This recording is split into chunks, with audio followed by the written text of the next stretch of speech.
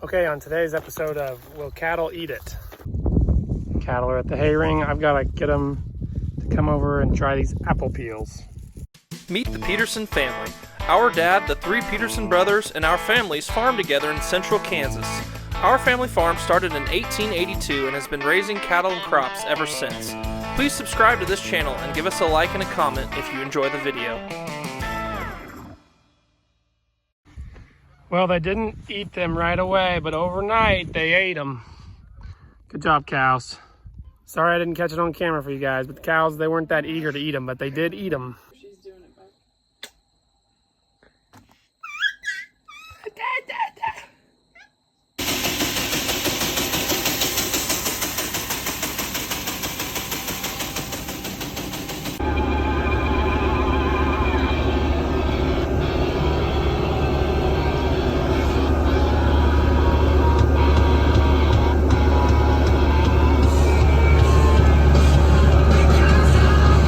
Okay, the combines are in the yard. The MacDon, got the sickle put back in the MacDon. We're doing some work on that. I got the 9610 fueled up. Now I am putting the chopper back on because it was set up to drop straw at the end of wheat harvest. So I already switched out the belt. So this is the longer belt. Put the shorter belt up there. Now I got to rotate it back here and then pull this up. Okay, we are loaded, ready to leave the yard, and I am going to make a Facebook Marketplace delivery today. It's hard to get people to drive out to our house, you know, for Facebook Marketplace when you live in the boonies. So we typically have to take things to Assyria, and that's what I'm doing today, right on my way to the sale. Okay, that's the Assyria Park behind me. So I just stopped at the side of the road, dropped it off. Okay, I made it to the sale and back. I brought the pot back. I'm gonna unhook that, probably put it on the grain hopper bottom trailer. Here's two of our seed wheat trailers, patiently waiting to go in the ground. Push tractor, which is almost done for the year, but we still have the blade on and the weight on the back because we have another 2 fields of double crop forage sorghum. I think I'm gonna move those fall pears rotationally, just move them north and then lock them off from the south part of the field. They'll still have access to the same water source, the same pond, but I'll block them off to let that south side possibly regrow. Not a lot of moisture for it to regrow. Okay, we are out here today. We are gonna move these pears to the north paddock. They've eaten this one down pretty far and it's time to move them. They'll probably get another opportunity to graze and pick on this later. So we're not totally done with them. We're just gonna move them north. Here they come, they're following. Here's where I'm gonna let them through at. Okay, just as simple as this winder here. Just gonna roll up this little parcel, let them through, and then I'll roll it up the rest of the way and move it back to where it crosses the field at those trees. There'll be a little bit of overlap, but they'll have all this new growth and they'll be locked off to the south part of the field so it can regrow a little bit.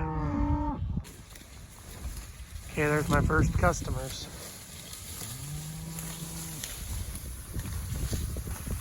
Let's see if I can get a count on the calves going in. There's 1, 2, 3, 4, 5.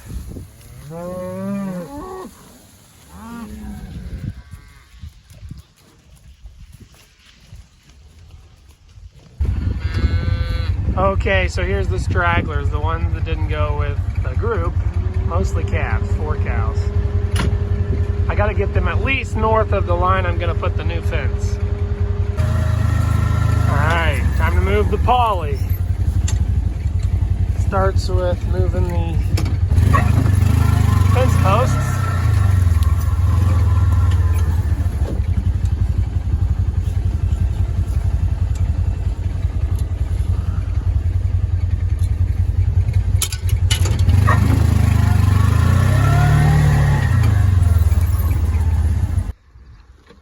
Okay, so I recruited Nathan to come help me build this little short fence.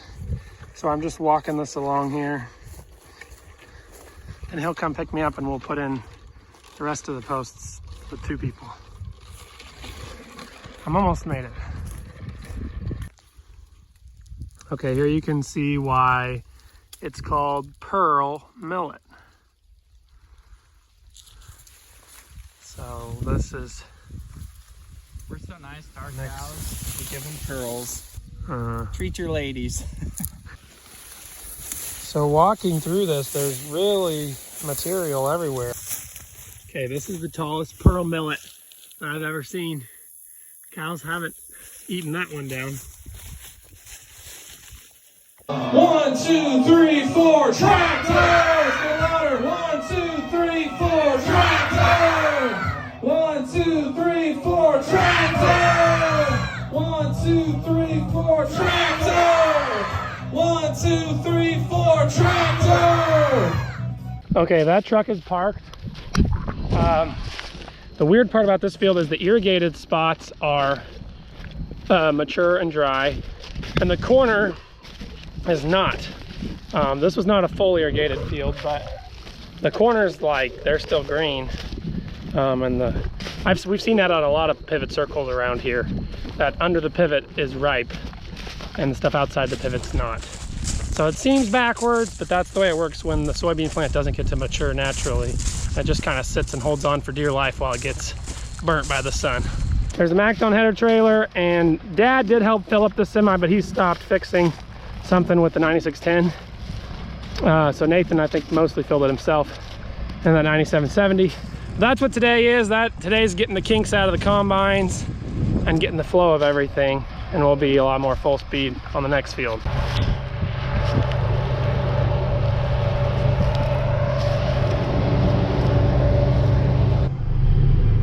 Okay, so here we are at the elevator, dumping in pit 3. And the beans are dry, 13.1% moisture. I heard at the elevator there are some people trying to haul in some wet crops. It is, it's early October, but it kind of feels like middle of October already. We'll probably finish our first field of beans today. I doubt the next field is ready to go tomorrow, probably next week. We might test cut tomorrow. I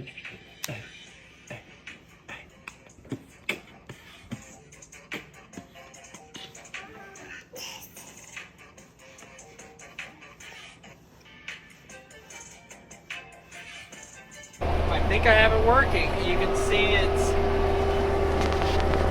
it's painting there. It changed colors.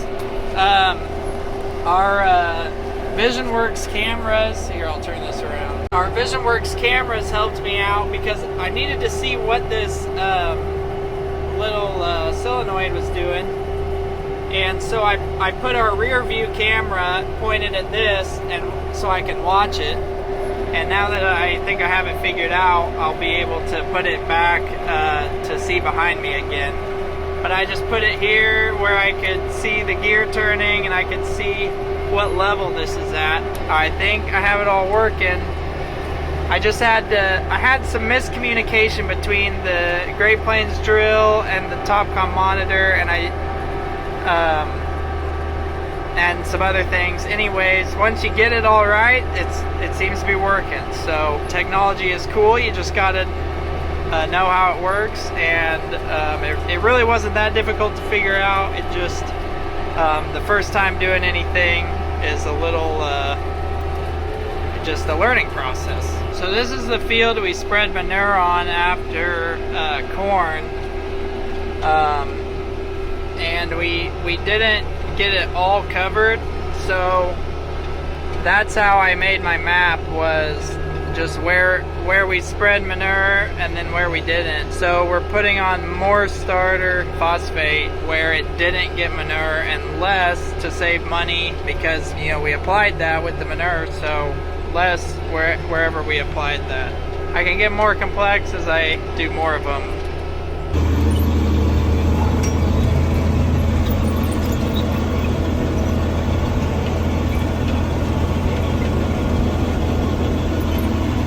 We are in a weird year this year. These beans have looked like this for weeks, right on the edge of being dry, but still testing wet. This is probably because of the hot, dry weather. Instead of ripening naturally, I think a lot of our beans just died. Yeah, so they're not ripening like they should. So we were actually gonna try to switch to milo, I guess. It's just kind of weird. It's October 10th or 9th, and we can't find anything to harvest.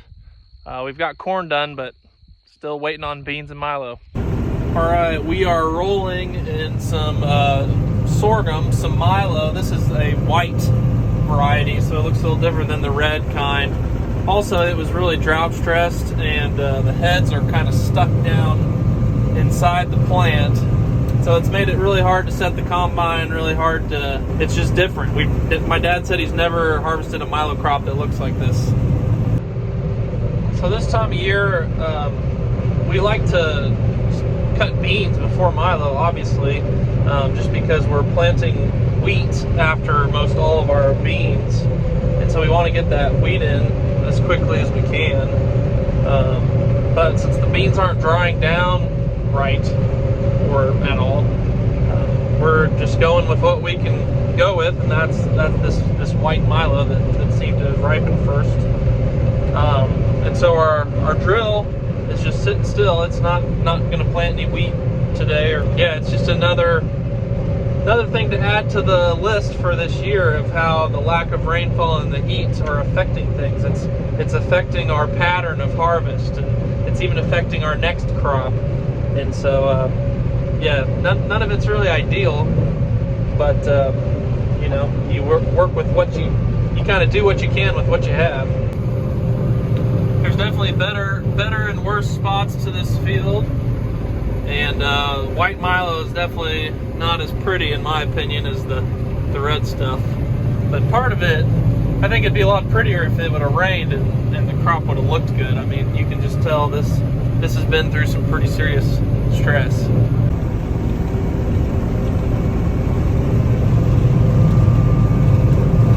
Even pure milo doesn't take too long to the semi and the grain cart once we're moving.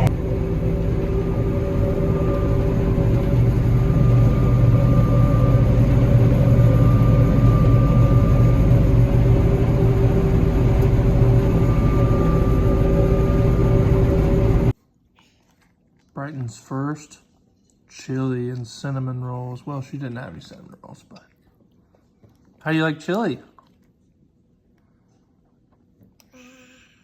Well, unhooking the mower conditioner for possibly the last time here for the winter.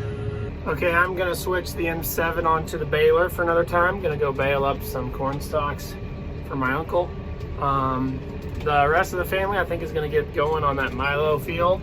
There is a load. I think there's 2 loads to haul in this morning. When you only have one tractor with DEF, this is how you do it.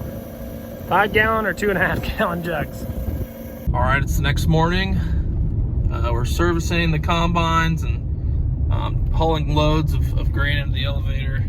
Kobe and I just got back from our first trip to the elevator. I'm gonna dump this grain cart in the semi and unload the other combine into the semi and then take another load in. Well, I haul what? Greased up. Yeah, well, I'm gonna haul the load in. Nathan's gonna grease. Milo harvest is kind of underway. We're backwards this year. Yeah, probably only with this field. I don't know. Feels like it should be November cutting milo. Yeah. But we're in short sleeves. Look at that 9770 beast. So we're here at Cargill in Salina, and it is like it's a ghost town. So we are obviously not the only ones who aren't harvesting soybeans yet. You just don't see many you don't see many soybean fields harvested around here unless they were irrigated. All right, we're back in the field.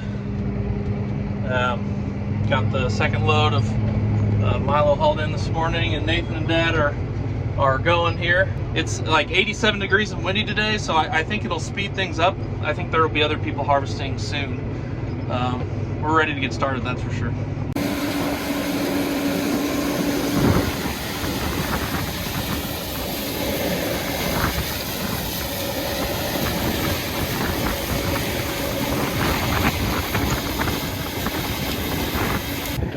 All right, taking another load in, load number 3 of the morning. We've got our first harvest meal. What's this called? Chicken and rice. Chicken and rice casserole. Yeah. Of course I want a cookie. What kind of question is that? Here's Nathan. He got his food to go and a Got me loaded up. and a part. What's the part for? It's the mirror because your husband hit some tree branches and broke the mirror, and you can't see behind you on your blind side. That's not surprising to me. Oops, I messed up the camera It wasn't bad. really his fault, but I'm gonna blame him anyways. Throw him under the bus a little. So it'll definitely help you to have a new mirror. Yes. Nice. It's kind of nice to be able to see around a big machine. There you go. Okay, enjoy your lunch. Welcome.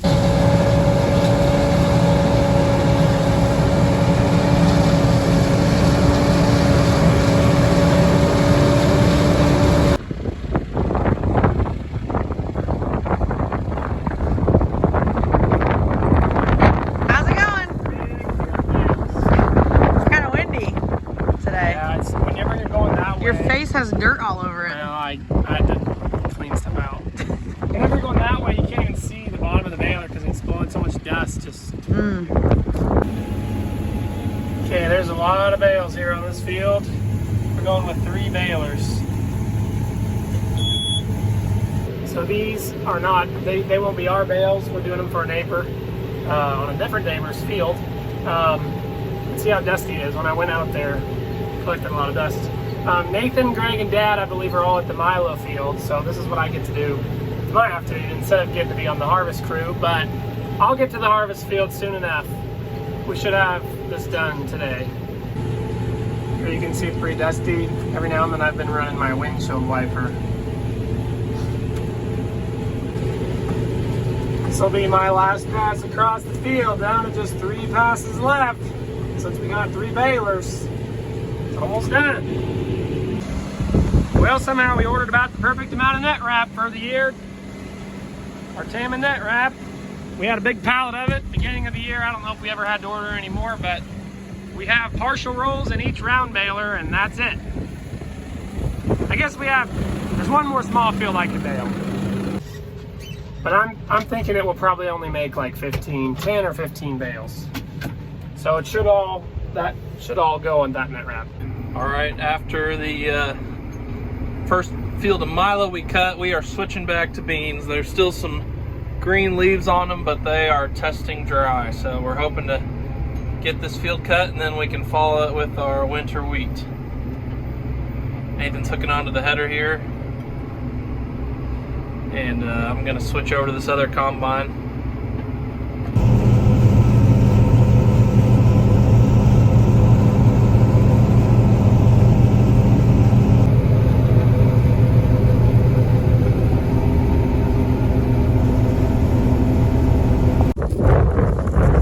Okay, I finally made it to the harvest field. Well, we are coming to a close on the day. And there's actually a small chance of rain tonight.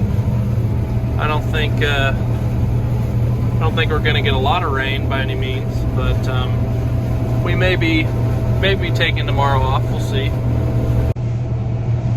Overall, as far as yield goes, I don't know. It's kind of what we expected, but still not very good, if that makes sense. So we're not really disappointed because it's what we were expecting, but these are pretty good looking beans. They look good, but they just didn't get enough rain to finish out very well. Now there were some spots in this field that I think made, in the 50s and 60s, but I think the whole field's probably going to average 30 or so. So again, it's not as fun to cut 30 bushel beans as it is 60, but definitely better than nothing, and a lot of places have it a lot worse than we do, so we're counting our blessings.